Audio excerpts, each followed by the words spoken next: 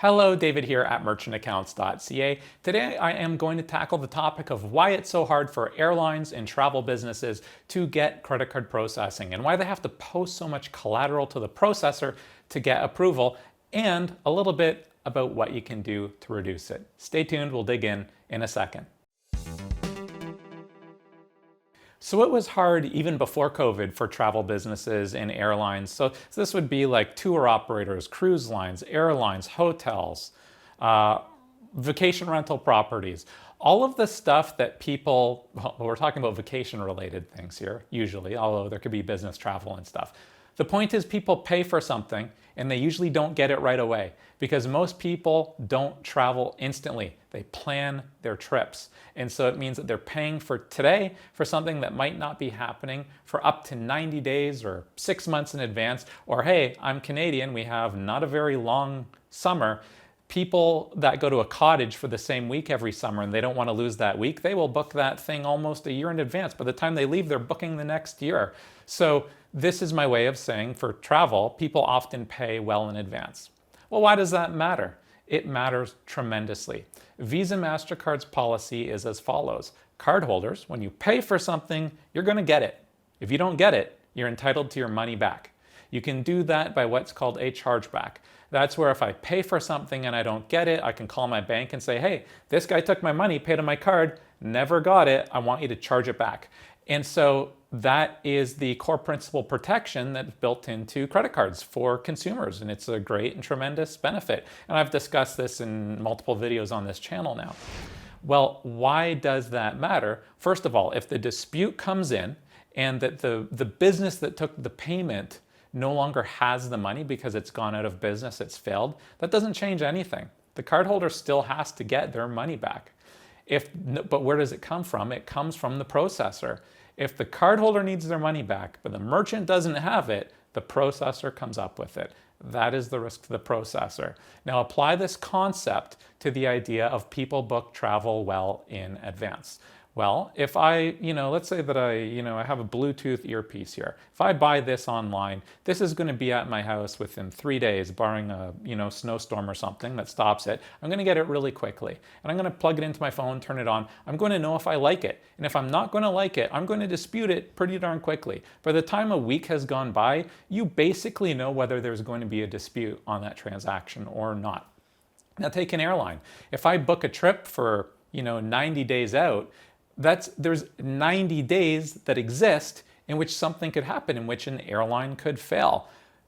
Bringing COVID into the concept right now of this discussion, COVID was very hard on travel businesses. So payment processors were very worried, hey, we don't want to be left holding the bag if these travel companies go out of business. So in the case of like an airline or a cruise line where people are booking way in advance, the more money that you process and the further that you process in advance are both bad things from a risk perspective to the bank. Maybe not to your business, but to the bank. They're like, hey, this is more money, so we're more worried. And this is way in advance. If people, let's say that you could book an airline ticket 10 years in advance. You can't. But let's say that you could. What can go wrong in 10 years? A lot. So I'm only saying that to illustrate the point. So let's start talking now, because I think I've explained what the problem is. Let's start talking about what you can do about it. And there's a couple things. There are basically changes you can make to your business policies to reduce the exposure to the bank or the credit card processor. Now, in some cases, you don't want to do this. I'm going to flip over to villa rentals for a second here.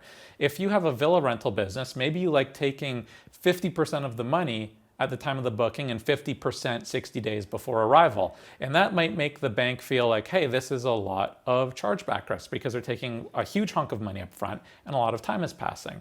So I would say to the client, hey, could you reduce the amount of upfront money that you collect? Like, are you doing it because you need that cash, or are you doing it because you just decided that's how much you're going to collect up front? Because if you reduce the amount that you collect up front, you're lowering the chargeback risk to the bank. They will perceive the account as less risky. you improve your chance of approval, and you also lower the amount of security that the bank may ask for in order to approve your account. Another thing that you might consider doing is collecting your balance payment closer to, I'm still running with this rental property example, collect your balance closer to arrival. The closer you can squeeze it down, the lower the risk is to the bank, but the higher the risk is to you as a business owner. So don't do anything that you don't want to do. But I am saying where you don't care, where it's not detrimental to your business, then make a change that will be beneficial to improving your chance of being approved for the application. That was one of two things that I can think of that will help you. The other thing is talk about the strength of your business. If you have a very solid business track record or management or people that bring tremendous credibility to the project, tell your story to the bank or processor. They should care.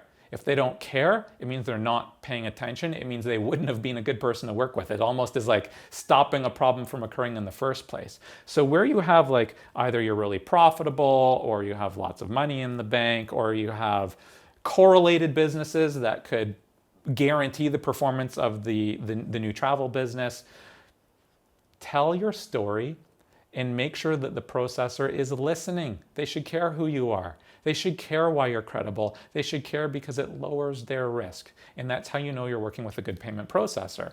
Where you don't get that interaction, where you get a dismissive decline or the people don't seem to care, that's exactly a sign of most likely a payment processor that you don't want to work with. That is why airlines, cruise lines, travel companies often have a hard time getting approval, harder than ever during COVID.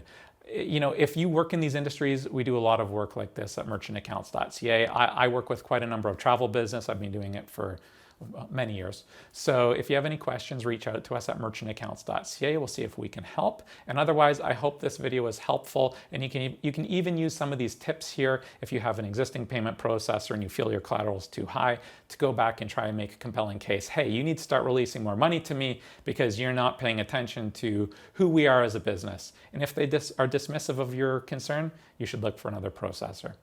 I hope this was helpful and I want to thank you for watching. Have a good day there.